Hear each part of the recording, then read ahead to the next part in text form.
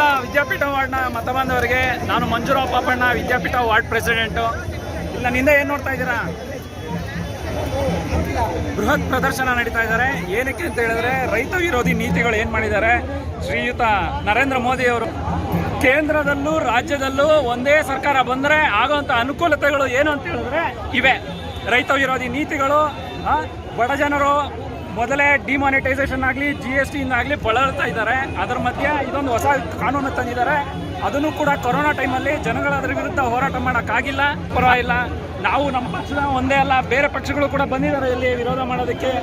ನಾನು ಈಗ ಮುಖ್ಯವಾಗಿ ಕೇಳ್ಕೊಳ್ಳೋದು ಬೇರೆ ಪಕ್ಷದ ಕಾರ್ಯಕರ್ತರನ್ನ ಇಷ್ಟೇನೆ, ಜಾತಿ ಭೇದ ಏನು ಪಕ್ಷ ಭೇದ ಮರೆತು ಬಂದು ನಮ್ಮ ಹೋರಾಟಕ್ಕೆ ಸೇರಿ. ನಮ್ಮ ಹೋರಾಟ ಅನ್ನೋದಕ್ಕಿಂತ ಇದು ರೈತರ ಹೋರಾಟ. ನೀವೆಲ್ಲ ಬಂದು ಈ ರೈತರ ಬೆಂಬಲ ಸೂಚಿಸುವ ಮೂಲಕ ಅವರು ಏನು ಕಷ್ಟ ಬೀಳ್ತಾ ಇದ್ದಾರೆ, ಬೆಳೆಗೆ ಸರಿಯಾದ ಬೆಲೆ ಸಿಗಬೇಕು. ಯಾಕಂದರೆ ಬರೀ ರೈತರಿಗೆ ಬೆಲೆ ಸಿಗೋದಂದೇ ಅಲ್ಲ, ಅವ್ರು ಯಾವಾಗ ಬಲಿಷ್ಠ ಆಗ್ತಾರೆ ಅಂತ ಹೇಳಿದ್ರೆ ಅವ್ರಿಗೆ ವರಮಾನ ಚೆನ್ನಾಗಿದ್ದಾಗ. ಅವ್ರ ವರಮಾನ ಚೆನ್ನಾಗಿದ್ದರೆ ಹೆಚ್ಚೆಚ್ಚು ಬೆಳೀತಾರೆ, ಒಳ್ಳೆ ಗುಣಮಟ್ಟದ ಬೆಳೆಗಳನ್ನು ಬೆಳೀತಾರೆ. ಅದನ್ನು ನಾವು ಕೂಡ ತಗೊಂಡು ನಾವು ಸೇವಿಸಿ ನಾವು ಕೂಡ ಬಲಿಷ್ಠರಾಗ್ತೀವಿ. ಹಾಗಾಗಿ ನಮ್ಮ ಆಹಾರ ಇವತ್ತು ದಿನನಿತ್ಯ ನಾವು ಏನು ತಿಂತಾ ಇದ್ದೀವಿ ಅದು ರೈತ ನಮಗೆ ಕೊಟ್ಟಿರುವಂಥ ಕೊಡುಗೆ. ಪ್ರತಿದಿನ ಏನು ನಾವು ಇವತ್ತು ಊಟ ಮಾಡ್ತಾ ಇದ್ದೀವಿ, ರೈತರನ್ನು ನಾವು ನೆನಪಿಸ್ಕೊಳ್ಬೇಕು.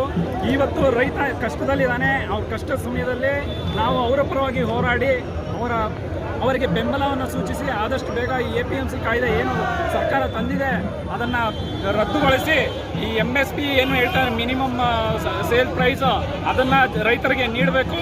ಮತ್ತು ಈ ವಿನಾಕಾರಣ ಗೋಡೌನ್ಗಳಲ್ಲಿ ಸ್ಟಾಕ್ ಮಾಡೋದನ್ನು ಅದೆಲ್ಲ ಅನುಮತಿ ನೀಡಬಾರ್ದು. ಈ ಸರ್ಕಾರ ಮಾಡಿರೋಂಥ ಪ್ಲ್ಯಾನ್ ಏನು ಅಂತ ಹೇಳಿದ್ರೆ ರೈತರ ಜಮೀನೇನಿದೆ ಅದನ್ನು ಖಾಸಗಿ ಕಂಪನಿಗಳ ಪಾಲು ಮಾಡೋದಕ್ಕೆ ಇದೊಂದು ಷಡ್ಯಂತ್ರ ಮಾಡಿದ್ದಾರೆ. ಹಾಗಾಗಿ ನನ್ನ ವಿನಂತಿ ಇಷ್ಟೇ, ಎಲ್ಲರೂ ಬನ್ನಿ ಹೋರಾಟದಲ್ಲಿ ಸೇರಿ ನಮ್ಮೊಂದಿಗೆ ರೈತರಿಗೆ ಬೆಂಬಲವನ್ನು ಸೂಚಿಸಿ. ರೈತ ದೇಶದ ಬೆನ್ನೆಲುಬು ಅಂತ ಹೇಳ್ತೀರಾ, ಏನು ಪ್ರಯೋಜನ ಇಲ್ಲ ನೀವು ಹೊರಗಡೆ ಬಂದು ಅವ್ರಿಗೆ ಸಪೋರ್ಟ್ ಮಾಡದೇ ಇದ್ಮೇಲೆ. ಜೈ ಜವಾನ್ ಜೈ ಕಿಸಾನ್.